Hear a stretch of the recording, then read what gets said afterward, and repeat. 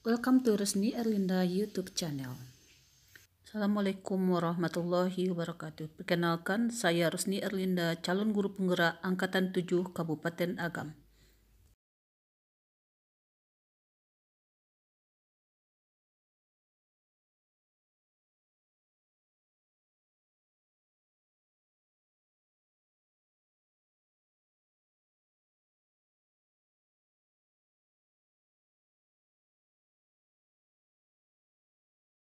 Assalamualaikum warahmatullahi wabarakatuh. Pertama dan utama sekali, marilah kita mengucapkan puji dan syukur kehadirat Allah Subhanahu wa Ta'ala, yang mana berkat limpahan rahmat dan karunia beliau kita dapat berkumpul di ruangan ini. Kemudian salawat dan salam tidak lupa-lupanya kita kirimkan buat arwah junjungan kita, yakni Nabi Muhammad SAW. Allahumma shalli ala Sayyidina Muhammad wa ala ali Sayyidina Muhammad. Semoga kita termasuk umat yang diberi syafaat di yaumil akhir nantinya. Yang saya hormati Ibu Kepala Sekolah SD Negeri 12 Kota Tinggi, Ibu Bapak Majelis Guru SD Negeri 12 Kota Tinggi, serta karyawan SD Negeri 12 Kota Tinggi. Izinkan pada kesempatan ini saya menyampaikan aksi nyata saya, yaitunya modul 14, yaitunya budaya positif. Saya ingin melakukan diseminasi, yaitunya menyebarkan pemahaman dan pengalaman penerapan budaya positif di sekolah kita ini. Ini merupakan salah satu program guru penggerak, yaitunya modul 14. Pertama sekali, izinkan saya mengucapkan selamat datang untuk guru-guru hebat SD Negeri 12 Kota Tinggi. Mari bekerja sama dan kolaborasi untuk membangun budaya positif di sekolah kita yang tercinta ini. Konsep utama yang telah saya pelajari dari modul 14 ini adalah budaya positif. Konsep utamanya yang pertama adalah perubahan paradigma. Yang kedua, disiplin positif. Yang ketiga, kebutuhan dasar manusia. Yang keempat, motivasi perilaku manusia. Yang kelima, posisi kontrol restitusi. Yang keenam, keyakinan kelas. Yang ketujuh adalah segitiga restitusi. Oke, apakah di antara Bapak Ibu ada yang mengetahui apakah itu yang disebut dengan budaya positif? Bu? Budaya yang bagus, yang baik. Budaya yang bagus, yang baik. Menurut saya mempelajari modul 1.4 ini pada program pendidikan guru penggerak, saya tidak tahu apa itu budaya positif. Sekarang setelah mempelajari modul 14 ini, saya tahu yaitunya adalah budaya positif itu adalah nilai-nilai keyakinan, kebajikan, nilai-nilai keyakinan, nilai-nilai kebiasaan-kebiasaan yang diterapkan di sekolah yang berpihak pada murid agar murid dapat berkembang menjadi pribadi yang kritis, penuh hormat dan bertanggung jawab. Nah, sekarang kita masuk ke konsep utama budaya positif, yaitunya pembelajaran paradigma baru. Pembelajaran dengan paradigma baru berbeda dengan pembelajaran paradigma lama. Kita akan melakukan perubahan seperti yang telah digadang-gadangkan oleh kurikulum IKN saat ini, yaitunya adalah dalam penerapannya nanti penerapan profil pelajar Pancasila. Pembelajaran dengan paradigma baru ini dirancang berdasarkan prinsip pembelajaran dan diferensiasi, sehingga setiap siswa belajar sesuai dengan kebutuhan dan tahap perkembangannya untuk mewujudkan profil Pancasila. Yang dimaksud dengan pembelajaran berdiferensiasi adalah kita harus melihat perbedaan keunikan setiap anak atau setiap murid untuk mewujudkan profil pelajar Pancasila. kita lihat profil pelajar Pancasila itu ada 6 pilar. 6 pilar profil pelajar Pancasila itu. Apa itu Bapak Ibu? Ya, beriman dan bertakwa kepada Tuhan Yang Maha Esa dan berakhlak mulia. Kemudian berkebinekaan global. Selanjutnya bergotong royong. Selanjutnya mandiri. Kemudian ya, bernalar kritis. Kemudian yang terakhir adalah kreatif. Selama ini kita telah melakukan nilai-nilai kebajikan sesuai dengan profil pelajar Pancasila ini. Namun sekarang ada mungkin yang perlu kita tingkatkan dan perbaikinya untuk menerapkan P5 ini di sekolah kita nantinya. Nah, nilai yang selanjutnya adalah disiplin positif. Kira-kira apa yang dimaksud dengan disiplin? Selama ini kita menggadang-gadangkan disiplin dalam setiap kegiatan pembelajaran kita. Kira-kira menurut Ibu, Bapak, apa itu pengertian dari disiplin? Tepat waktu. Ya, benar, tepat waktu. Khususnya apa? Kepatuhan. Apa lagi? Bu Yanti? Ya, apa itu disiplin Bu Yanti? Taat akan peraturan. Oke, bagus, taat akan peraturan. Berarti kalau nggak taat akan peraturan, Tidak disiplin. tidak disiplin.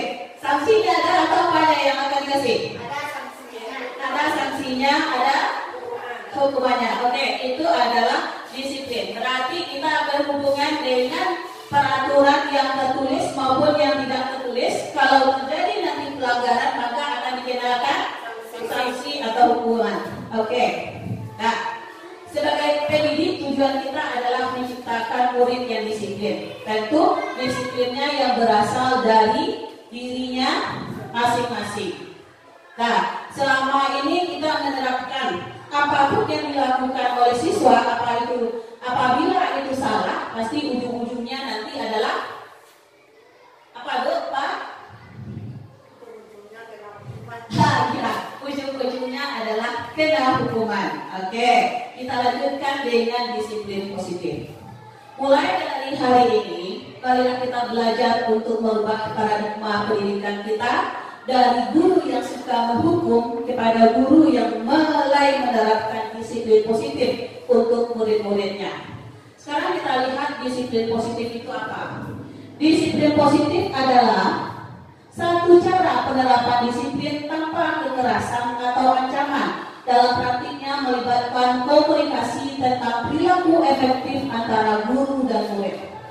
Berarti ini di sini kita menghindari yang namanya hukuman, tidak ada ancaman, tidak ada kekerasan.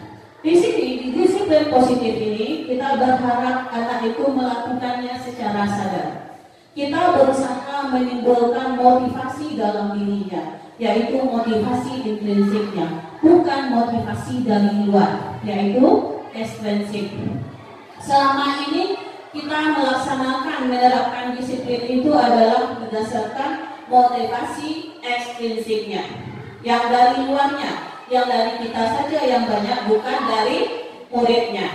Nah, sekarang kemudian dalam menerapkan disiplin positif ini, murid diajarkan untuk memahami konsekuensi dari perilaku mereka. Selain itu, disiplin positif menjadikan murid bertanggung jawab, memiliki rasa hormat, berinteraksi dengan lingkungannya. Ini yang kita harapkan dari disiplin positifnya. Berarti ada tanggung jawab muridnya, bukan karena paksaan, bukan karena hukuman, bukan karena kekerasan. Jadi, disiplin positif ini adalah salah satu cara penerapan disiplin yang bertujuan untuk menumbuhkan kesadaran serta memberdayakan murid untuk melakukan sesuatu tanpa ancaman dan hukuman. Yang ini yang akan mulai kita ubah, Ibu. Untuk mendidik anak ini, kita mulai untuk tidak melakukan hukuman dan ancaman. Nah, untuk selanjutnya, disiplin ini berkaitan dasar dengan kebutuhan manusia. Apabila kebutuhannya tidak tercukupi, maka disiplinnya akan dia langgar. Berarti kalau ada kebutuhan manusia yang tidak tercukupi, maka dia akan melakukan tindakan-tindakan tertentu. Nah, kita lihat kebutuhan dasar yang diperlukan oleh manusia. Kita sebagai seorang guru harus mengerti apa kebutuhan murid kita, apa yang diperlukan oleh murid kita. Kita lihat kebutuhan dasar manusia. Yang pertama adalah kebutuhan untuk bertahan hidup. Kebutuhan untuk bertahan hidup ini adalah yang dinamakan dengan survival. Contohnya, ibu-ibu, untuk bertahan hidup, kebutuhan maksudnya, ya bagus punya makan, apa lagi? Tempat tinggal, ya. Pakaian, ya. Makanan, pakaian, termasuk kebutuhan biologis, itu adalah kebutuhan dasar. Apabila kebutuhan dasarnya ini tidak tercukupi, maka orang akan melakukan penyimpangan-penyimpangan atau pelanggaran yang disebut dengan disiplin. Berarti kita juga harus tahu apa kebutuhan dasar siswa kita. Misalnya, hari ini siswa kita datang terlambat karena dia kebutuhan dasarnya tak terpenuhi. Ibunya lama bangun sehingga sarapan untuk paginya tidak ada. Dia menunggu ibunya menyiapkan sarapannya. Nah, itu karena kebutuhan dasarnya tak tercukupi. Dia langgar disiplin yang ada. Nah, kemudian kasih sayang dan rasa diterima, love and belonging. Kebutuhan kasih sayang dan rasa diterima ini bukan hanya di sekolah, termasuk di lingkungannya. Di sekolah, anak itu kita tunjukkan kasih sayang kita kepada dia. Kita tunjukkan bahwa dia itu diterima oleh lingkungannya.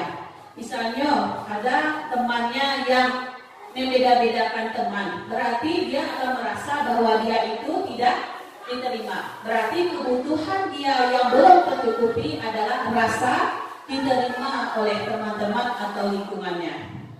Kemudian yang ketiga adalah kebebasan atau freedom.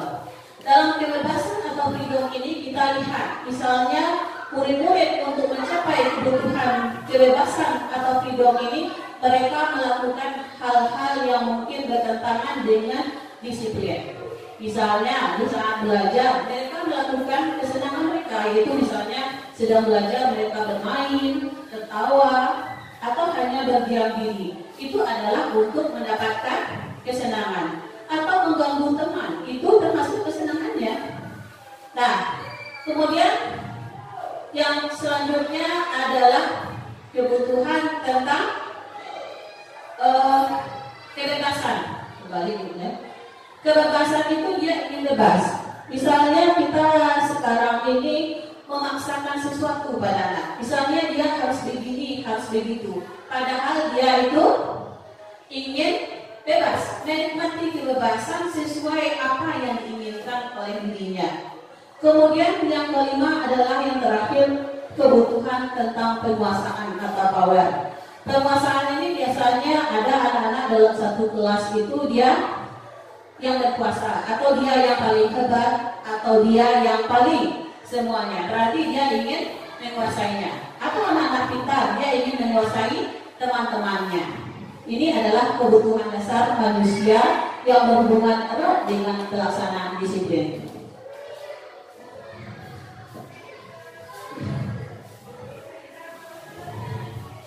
Motivasi perilaku manusia. Seseorang itu melakukan sesuatu pasti karena ada motivasinya. Tadi saya sudah menyinggung motivasi kebutuhan manusia. Ada motivasinya yang ada dalam dirinya, yaitu motivasi intrinsik, dan yang di luar dirinya, yaitu motivasi ekstrinsik. Nah, motivasi perilaku manusia ini didasarkan nanti kepada 3. Nah, sebelumnya kita lihat dulu apa itu motivasi. Motivasi adalah dorongan yang timbul pada diri seseorang secara sadar atau tidak sadar untuk melakukan sesuatu tindakan dengan tujuan tertentu. Nah, motivasi perilaku manusia ada 3. Yang pertama, melakukan sesuatu untuk menghindari ketidaknyamanan atau hukuman. Ini sering ada di sekolah kita temukan ini. Murid-murid melakukan sesuatu itu karena untuk menghindari hukuman. Misalnya, dia datang tepat waktu. Tujuannya adalah supaya tidak kena hukum atau dia menghindari ketidaknyamanan. Misalnya membuat PR. Dia membuat PR itu karena hanya untuk menghindari ketidaknyamanan atau hukuman. Yang kedua adalah untuk mendapatkan imbalan atau penghargaan dari orang lain. Misalnya kita suruh dia melakukan sesuatu, siapa yang bisa kita kasih reward, misalnya kita kasih permen, itu adalah untuk mendapatkan penghargaan atau reward. Apabila penghargaan atau rewardnya tidak ada, maka dia tidak akan mau lagi melakukannya. Yang ketiga adalah untuk menghargai diri sendiri dan nilai-nilai yang mereka percaya. Motivasi yang paling baik adalah motivasi yang ini. Ini termasuk ke dalam motivasi intrinsik. Apabila mereka melakukan disiplin berdasarkan motivasi ini, maka mereka akan melakukannya dengan kesadaran sendiri tanpa adanya paksaan dari orang lain.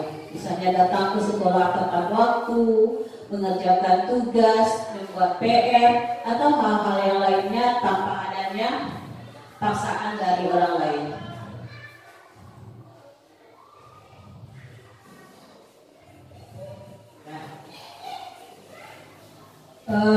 Sebelum kita masuk ke konsep disiplin gagal dengan konsep disiplin dengan identitas gagal ini, saya mohon maaf apabila nanti ini tidak berkenan dengan apa yang Bapak Ibu yakini.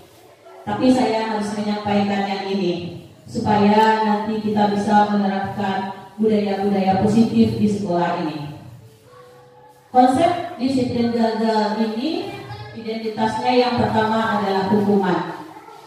Hukuman itu sifatnya menyakitkan. Ya, Ibu?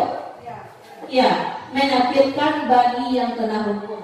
Yang kedua, orang yang kena hukum pasti dia tidak akan nyaman. Kemudian bisa juga menimbulkan rasa takut atau trauma bagi orang yang kena hukum. Kemudian hukum itu sifatnya adalah memaksa, mau tidak mau dia harus melaksanakannya. Kemudian hukuman itu menyembunyikan kesalahan. Misalnya salah satu anak kita melakukan kesalahan, dia berusaha untuk menyembunyikan kesalahan yang telah dia lakukan karena untuk menghindari hukuman. Kemudian hukuman itu membuat siswa kita menjadi rendah diri. Apabila dia telah kena hukum, pasti dia akan malu dari teman-temannya. Kemudian konsep disiplin dengan identitas gagal yang kedua adalah penghargaan. Penghargaan ini sering kita beri, sering kita terima, dan juga di rumah pun, tidak di sekolah, di rumah pun kepada anak-anak kita sering melakukan atau memberikan penghargaan ini.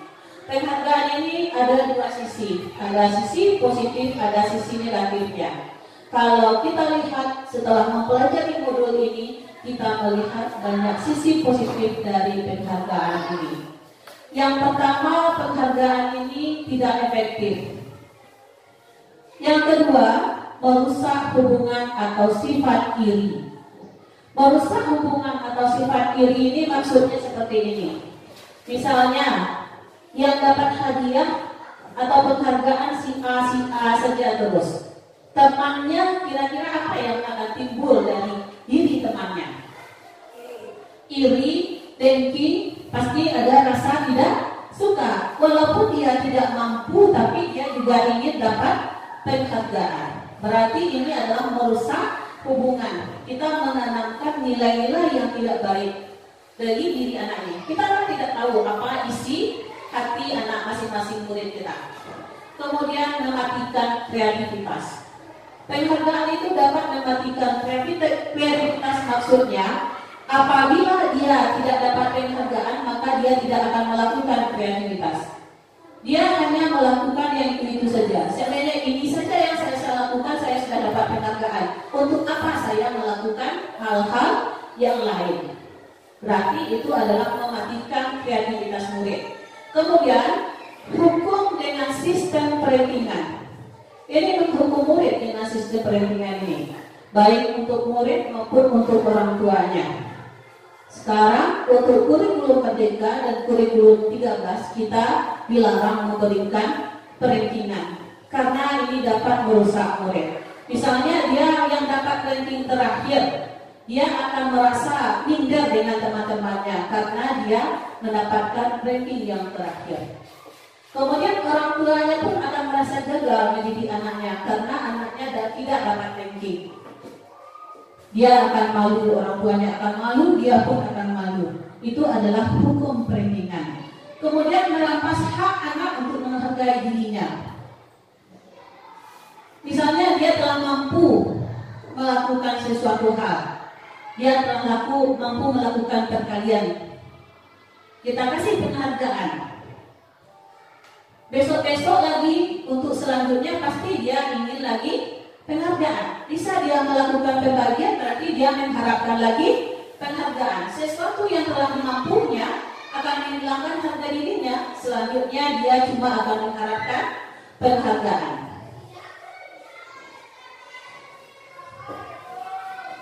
Nah, selanjutnya adalah konsep disiplin dengan identitas sukses.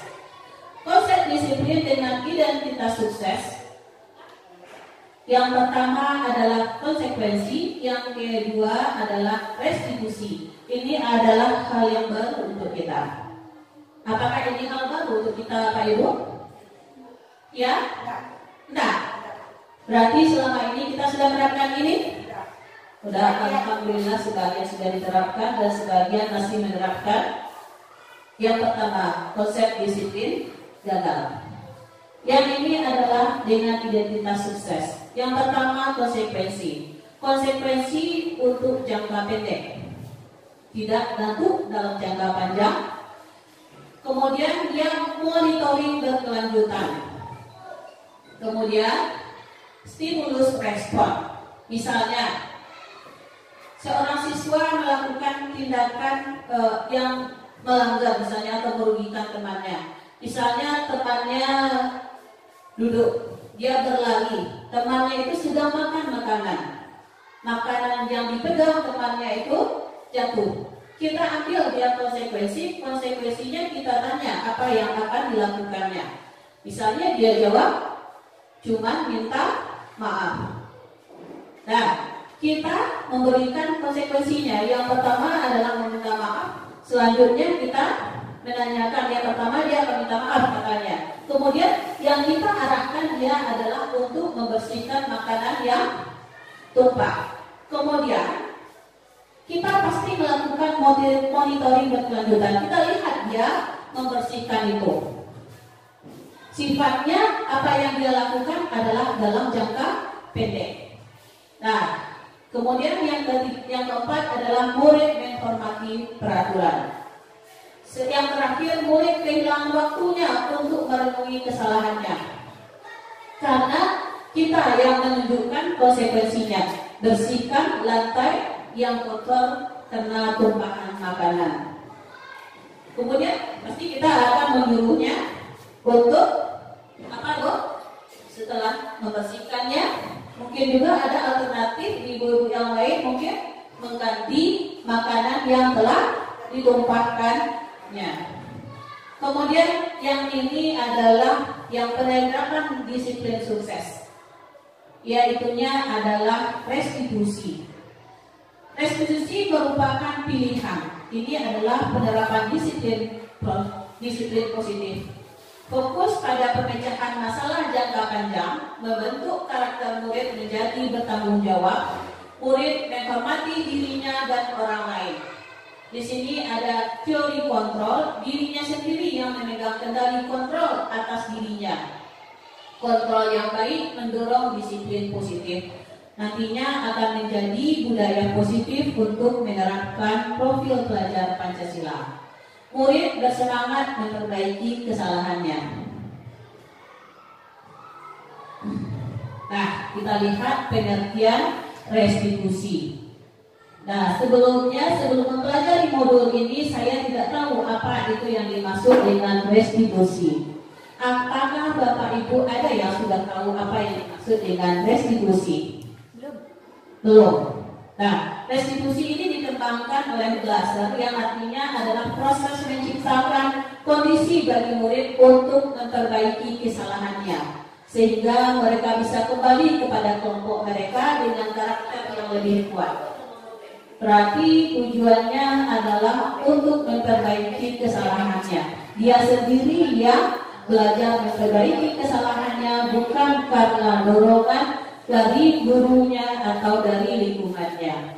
Kita lihat ciri-ciri restitusi. Restitusi bukan menembus kesalahan, tapi belajar dari kesalahan. Kalau konsekuensi tadi dia adalah menembus kesalahan. Yang ini dia adalah belajar dari kesalahan. Kemudian memperbaiki hubungan. Selanjutnya merupakan sebuah tawaran bukan paksaan.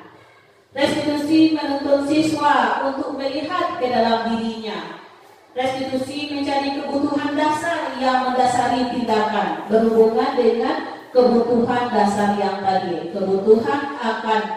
Kebutuhan dasar mana yang belum terpenuhi. Kemudian fokus pada karakter. Menguatkan dan fokus pada solusi. Berarti nanti akan dicari di sini adalah solusi dari permasalahannya. Siswa belajar mencari solusi dari kesalahan yang telah mereka lakukan.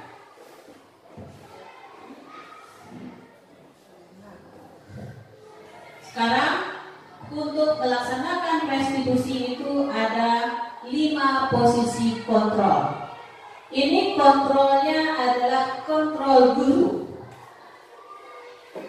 Sebelumnya saya mohon maaf, boleh kita renungi setelah melihat ini, di mana posisi kita selama ini? Apakah terletak di posisi 1, 2, 3, 4, atau 5? Kita lihat posisi penghukum. Apakah posisi kita di posisi penghukum atau posisi apa? Nah, kemudian yang kedua, pembuat rasa bersalah. Yang ketiga, sebagai teman. Yang keempat, sebagai pemantau. Yang kelima, sebagai manajer. Kira-kira di mana posisi kita, Bapak Ibu? Oke, kebanyakan yang nomor 1. Maunya yang nomor 3, tapi kebanyakan nomor 1. Nah, untuk posisi yang diharapkan di posisi ini adalah posisi yang mana yang akan kita harapkan. Yang nomor 3. Yang lain, Bu, mana yang diharapkan posisinya, Bu? Bu Rena? Welcome, Bu Rena. Posisi yang mana yang akan diharapkan, Bu Rena, kira-kira? 3. Nomor 5. Aku Mbak Yanti nomor 5. Terima kasih Bu Mbak Yanti. Bagus sekali Bu Mbak Yanti menerapkan yang nomor 5 ya. Oke. Posisi yang diharapkan adalah posisi yang nomor 5 ini. Oh iya. Oke.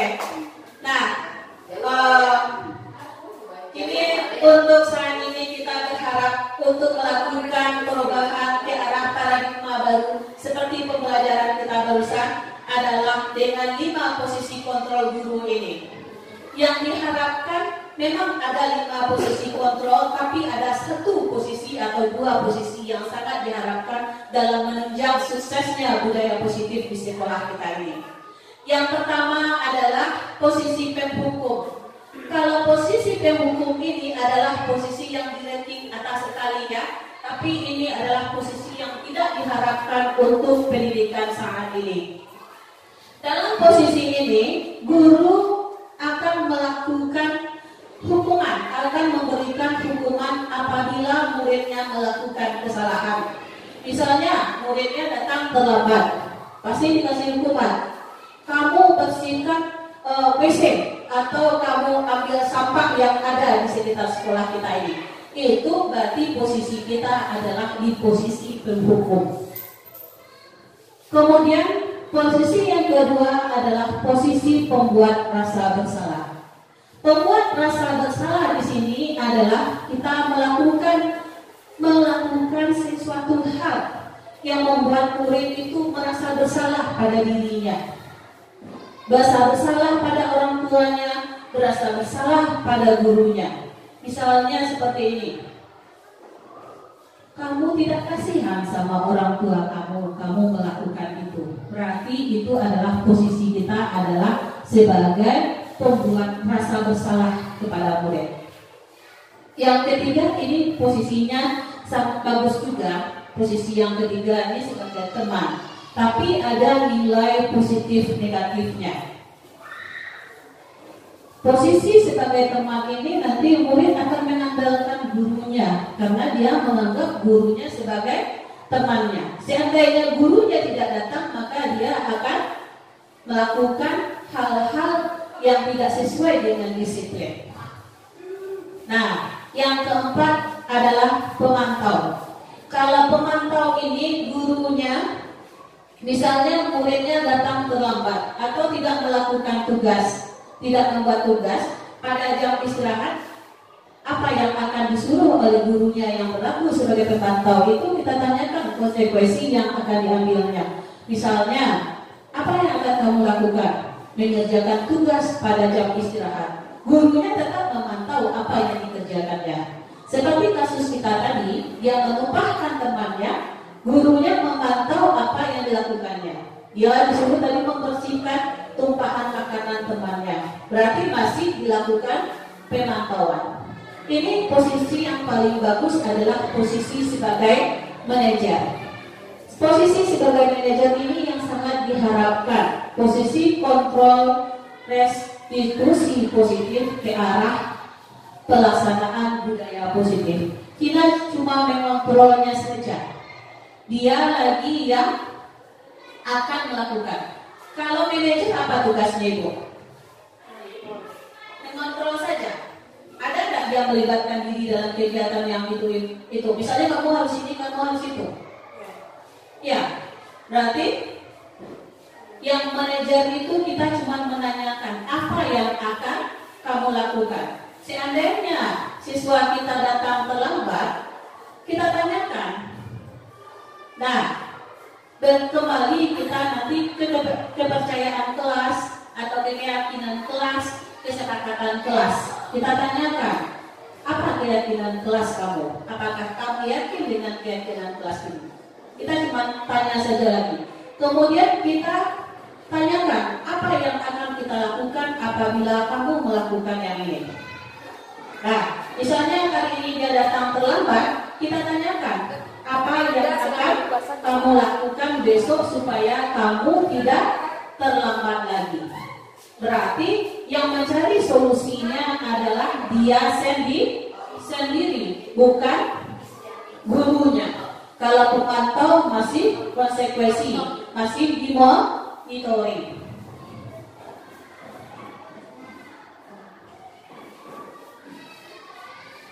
Ibu bapak boleh membaca kasus ini. Kasus penerapan 5 posisi kontrol.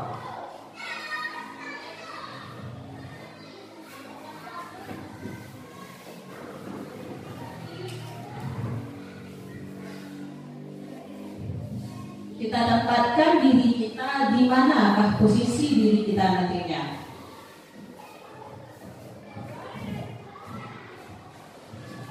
Sudah Bu? Sudah dibaca? Sudah siap?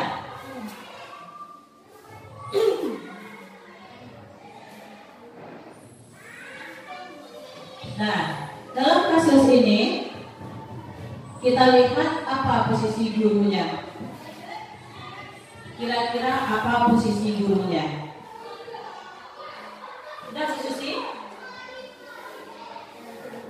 Penghukum, bagus.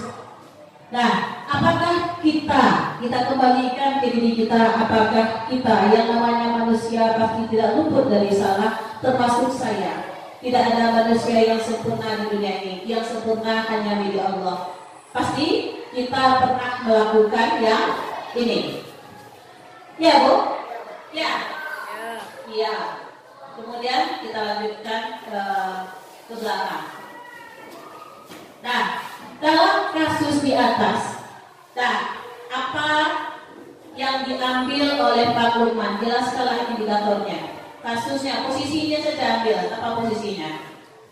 Tadi sudah kita bilang kalau posisinya adalah posisi hukum. Bila Pak Lukman mengambil posisi seorang manajer, apa yang akan dikatakannya? Pertanyaan-pertanyaan seperti apa yang akan diajukan? Kenapa Ananda pakai sepatu yang salah? Seharusnya warna hitam atau coklat. Ditanyakan Ya. Kenapa terjadi kesalahan bagi anak itu pakai sepatu? Ya, bagus. Setelah itu baru tidak harus disuruh ganti pulang dan tidak harus dihukum dan diperingati saja supaya besok harus hati-hati lagi dan taat peraturan gitu. Ya, berarti kalau dia sebagai manajer kita lakukan adalah menanyakan keyakinan kelasnya, kenapa dia memakai sepatu yang itu. Kita tanyakan apa keyakinan kelas yang harus kita laksanakan, kemudian kita tanya apa yang akan dilakukannya untuk memperbaiki kesalahannya pada masa yang akan datang. Kira-kira bila Anda adalah kepala sekolah, di sekolah tersebut nilai kebajikan apa yang ingin ditujukan oleh peraturan yang harus berwarna hitam? Ada nilai kebajikannya? Ada apa itu, Bu? Biar seragam, ya. Tidak membedakan satu yang lain. Ya, tidak membedakan antara si kaya dan si miskin, ya. Berarti untuk keberagaman kebersamaan. Bagaimana Anda menyikapi langkah-langkah yang diambil oleh Pak Lukman mengenai kasus tersebut? Harusnya tidak berbuat seperti itu, Iya. karena itu bersifat menyukur dan menjatuhkan percaya diri si anak. Berarti kita harus menetapkan diri kita, memposisikan diri kita sebagai dalam 5 posisi kontrol, kata Bonel ya. Berarti kita terapkan diri kita sebagai manajer. Kalau bisa ya. Oke, lanjut. Itu memang harusnya saya harus bisa ya. Oke. Kemudian selanjutnya adalah keyakinan kelas. Oke. Keyakinan kelas ini adalah kenapa kita harus membuat keyakinan kelas, bukan peraturan kelas.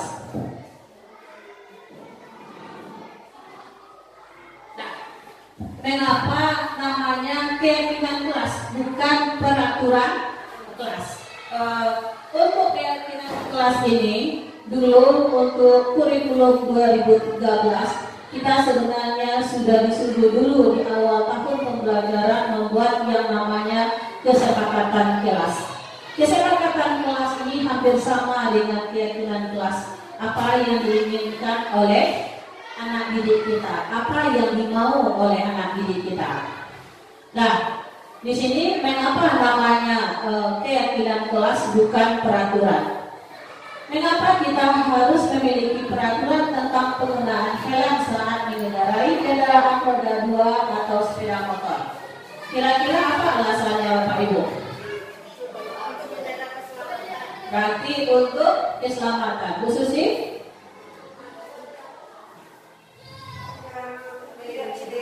Agar tidak cedera. Ya, Bu Ila? Melindungi kepala, berarti intinya adalah untuk keselamatan. Kemudian mengapa kita memiliki peraturan tentang penggunaan masker saat di kerumunan? Karena supaya corona tidak Iya, supaya tidak kena COVID. Kalau pas masa COVID ya, berarti intinya adalah untuk keselamatan. ya, keselamatan. Keselamatan diri. Buta? Ya. Oke, kesehatan ya Buta. Kesehatan Buta. Ya, terima kasih Buta untuk kesehatan. Berarti kita yakin di antara dua pertanyaan ini, yang pertama untuk keselamatan, yang kedua untuk kesehatan. Yakin kita dong? Yakin. Makanya namanya itu adalah keyakinan. berada dari diri kita. Berarti kita sendiri yang menyebutkan itu kan? Makanya itu namanya adalah keyakinan. Ada langkah itu adalah keyakinan kelas, langkah-langkah dalam pembuatan keyakinan kelas 6 SD Negeri 12 Kediri. Keyakinan dari sekian banyak yang telah dibuat siswa itu dikerucutkan menjadi 5.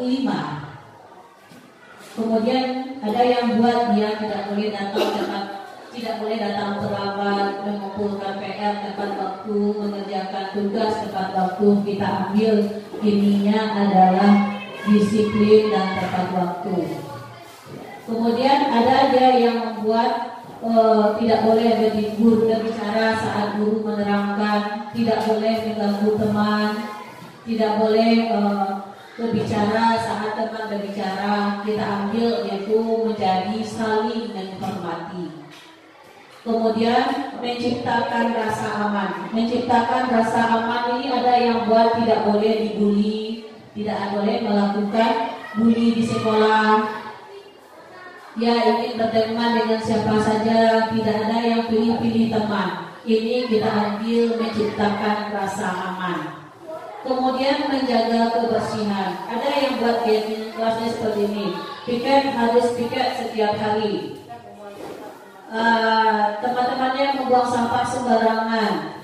Ini kita kerucutkan menjadi menjaga kebersihan lingkungan. Tidak hanya kelas tapi lingkungan. Lingkungan dimanapun dia berada, kita menerapkan menjaga kebersihan ini. Apabila telah bisa dilaksanakannya mulai dari dirinya, pasti selanjutnya sampai kapanpun dia akan menjaga kebersihan dimanapun dia berada di lingkungannya. Itu harapan masa depannya. Kemudian budaya tegur sapa. Budaya tegur sapa ini sudah hampir hilang, makanya kami masukkan lagi di sini. Kalau ada dia bertemu dengan temannya, dia menyapa. Kalau ada dia bertemu dengan gurunya, dia juga menyapa. Tidak hanya guru kelas 6, tapi untuk seluruh guru yang ada. Bagaimana dia menyapa? Tidak hanya guru saja, orang-orang yang ada di sekelilingnya. Membudayakan budaya tegur sapa.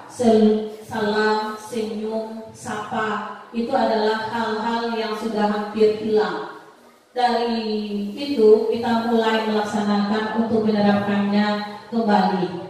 Keyakinan kelas ini tidak mungkin akan terlaksana dalam jangka pendek. Kita berharap ini terlaksana, dimiliki oleh murid untuk jangka panjang, untuk masa depannya, merubahnya menjadi pribadi-pribadi yang baik dalam menerapkan budaya disiplin atau budaya yang menerapkan dia untuk melakukan hal-hal tanpa adanya hukuman atau paksaan dari orang lain, hanya karena dirinya sendiri yang ingin melakukannya.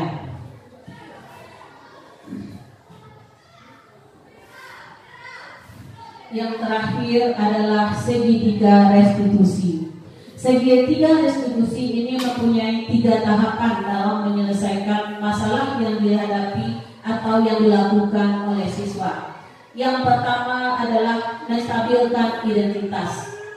Bagian dasar dari segitiga restitusi ini bertujuan untuk mengubah identitas anak dari identitas gagal karena melakukan kesalahan menjadi orang yang sukses.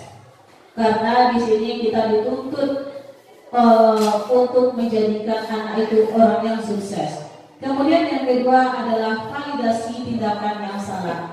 Kita melakukan validasi tindakan yang salah, maksudnya adalah kita menanyakan apa alasan yang dilakukan atau yang dikerjakan oleh anak itu. Kenapa dia sampai melanggar aturan-aturan atau keyakinan yang dilaksanakannya. Setiap tindakan kita dilakukan dengan suatu tujuan, yaitu memenuhi kebutuhan dasar. Berhubungan dengan kebutuhan dasar di sini berarti ada kebutuhan dasarnya yang belum terpenuhi. Bukan misalnya kebutuhan akan kesenangan, kebutuhan akan kebebasan, atau kebutuhan dasarnya, kebutuhan untuk kehidupan sehari-harinya yang belum terlaksana. Kemudian yang ketiga menanyakan tentang keyakinan kelas. Menanyakan tentang keyakinan kelas adalah teori kontrol yang menyatakan bahwa setiap kita pada dasarnya termotivasi secara internal. Berarti internal ini adalah motivasi yang ada dalam dirinya. Apa yang akan kamu lakukan? Berarti kita meminta dia untuk bertanggung jawab. Bukan kita yang mencari solusi dari setiap permasalahannya, tapi dia sendiri yang mencari solusi dari permasalahannya. Kita lihat contoh penerapan segitiga restitusinya dengan langkah-langkah. Yang pertama adalah menstabilkan identitas, yang kedua validasi tindakan yang salah, yang ketiga adalah menanyakan keyakinan kelasnya. Ini contoh yang telah saya lakukan.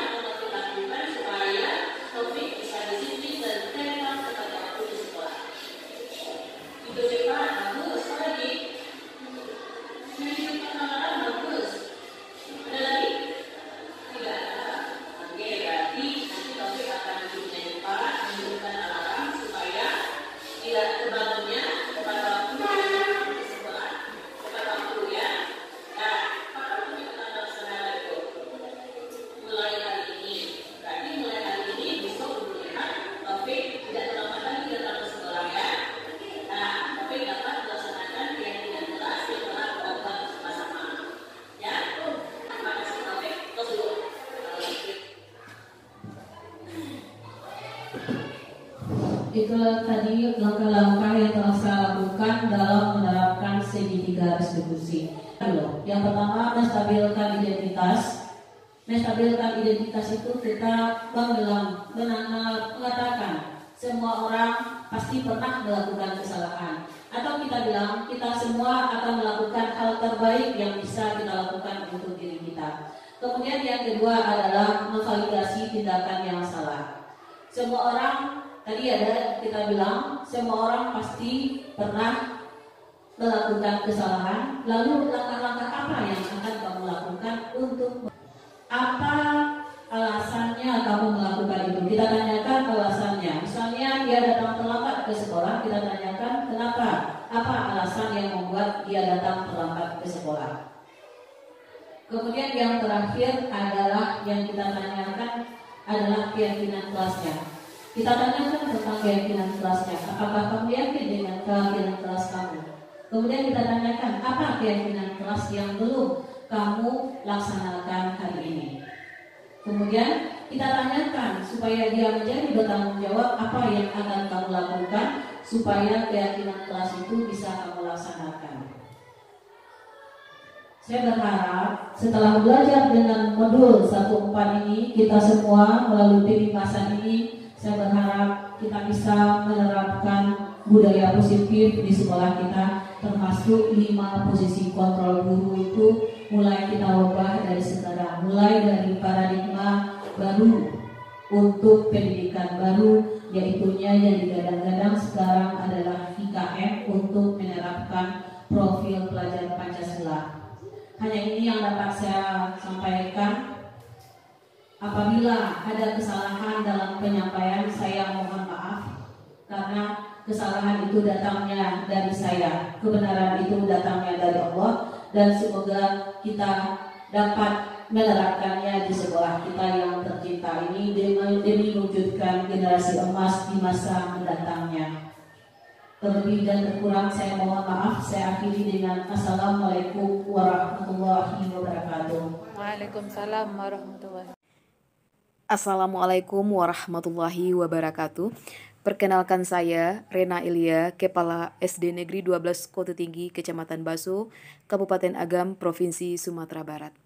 Dalam kesempatan kali ini saya akan memberikan testimoni kepada salah seorang guru saya, yakninya Ibu Rosni Erlinda, yang sedang mengikuti program pendidikan guru penggerak Angkatan 7 Kementerian Pendidikan dan Kebudayaan Riset dan Teknologi Republik Indonesia.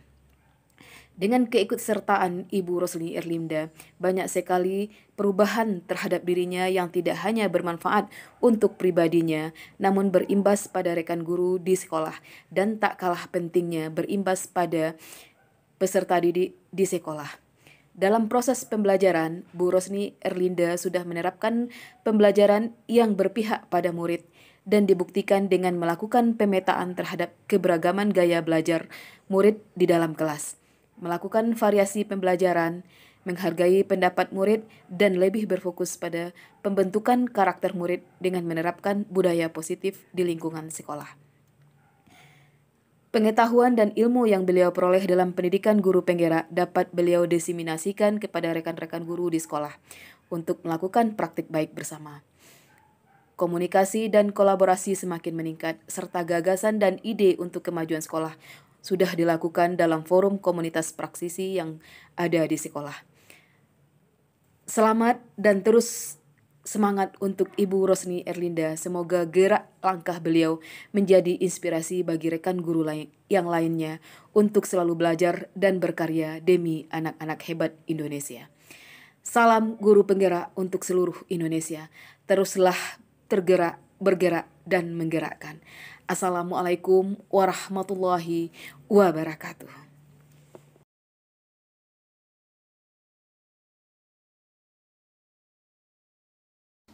Assalamualaikum warahmatullahi wabarakatuh. Perkenalkan, nama saya Dinda Az-Zahra Revi. Saya murid kelas 6 SD Negeri 12 Kota Tinggi. Saya berharap dengan adanya penerapan keyakinan kelas dapat mewujudkan disiplin yang lebih baik serta budaya positif di SD Negeri 12 Kota Tinggi. Seperti yang telah disampaikan oleh Bu Linda bahwa keyakinan kelas memberi motivasi intrinsik dalam keadaan diri siswa. Saya berharap Bu Linda dalam perubahan ke arah yang lebih baik dalam penerapan budaya positif. Terima kasih, saya sudahi dengan Assalamualaikum warahmatullahi wabarakatuh.